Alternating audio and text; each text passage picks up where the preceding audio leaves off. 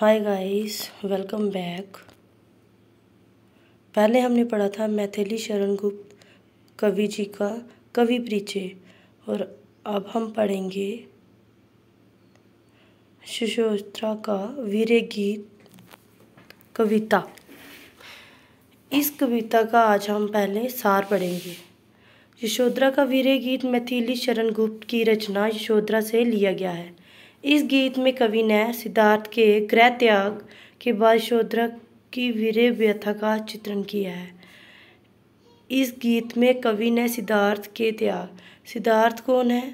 सिद्धार्थ है यशोधरा का पति और उसके गृह त्याग के बाद जब उसने अपना घर छोड़ दिया था, उसके बाद जो यशोधरा की वीर व्यथा है उसका चित्रण किया गया है। वह अपने बसंत ऋतु के समान उल्लास और उमंग प्रदान करने वाले पति के वियोग में ग्रीष्म ऋतु की ऊष्मा के समान स्तब्ध है। उसके दुख से अन्य भी दुखी हैं। जो यशोधरा है उसके दुख से सारे उसके अपने भी दुखी हैं। उनके वियोग में उसका कंठ सूख गया है, पसीना छूट रहा है और सर्वत्र अंधेरा ही अंधेरा छा गया है। अपने पति के वियोग में यशोधरा का गला सूख गया है, उसके पसीने छूट रहे हैं और हर तरफ अंधेरा ही अंधेरा उसको लगता है। वह सारे संसार की पीड़ा वेदना से दुखी हो जाते हैं थे और वो कहती है कि जब उसके पति उसके पास थे वो हर संसार की जितनी भी किसी की दुख तकलीफ होती थी उससे वो भी दुखी होते थे।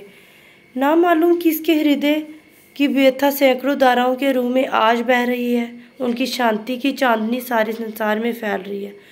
ऋतुओं का परिवर्तन उनके विकास की सूचना देता है।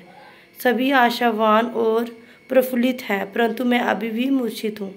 वो कहती है सब सोचते हैं कि वो आज भी आएंगे वापस और सब आशा लगा के बैठे हैं, लेकिन मैं आज भी मूर्छित हूँ, मुरझाई गई हूँ।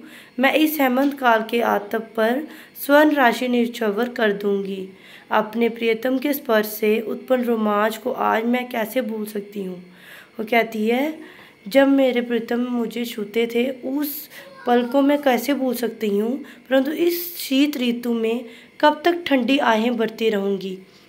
अपना शरीर गला दूँ, मन मार कर बैठ जाऊँ और क्या अपना जीवन भी गवा दूँ। उन्होंने मेरी बाँह पकड़ी थी और मैंने उनकी छाया ली थी।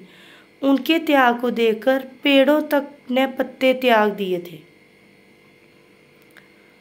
घर घर में उनके तप का प्रभाव छा गया है, परंतु मैं अभी भी उनके वियोग में स्तब्ध कांप रही हूँ। आशा पर ही संसार टिका है, परंतु ये कोई नहीं जानता कि कब किसके श्वास निकल जाएं।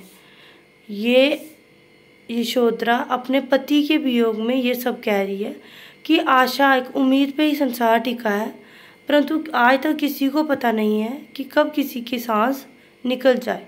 दिन निकलते ही पत्ते चमकने लगते हैं, संसार आनंद मगन हो जाता है। वो कहती है जब दिन निकलता है तो पत्तों पे जब ओस पड़ती है वो चमकने लगते हैं और संसार सारा आनंद मगन हो जाता है। स्वामी का सद्भाव सर्वत्र फैल गया है। उन्हें तलाश करने के लिए ही मानो अनेक नए झरने निकल पड़े हैं। वो कहती है कि मुझे ऐसे लगता है कि उन्हें तलाश करने के लिए जो नदियाँ झरने हैं वो भी निकल पड़े हैं। यशोधरा तो यही प्रार्थना करती है उनके परिश्रम का फल सबको मिले। केवल मैंने ही नहीं बल्कि सबने मेरी व्यथा को सहन किया है। वो कहती है जितने भी मेरे पति ने मेहनत की है उनका जो फल है सबको मिले। केवल मैंने ही वो दुख नहीं सहा उनके जाने का, बल्कि सबने इस पीड़ा को सहन किया है।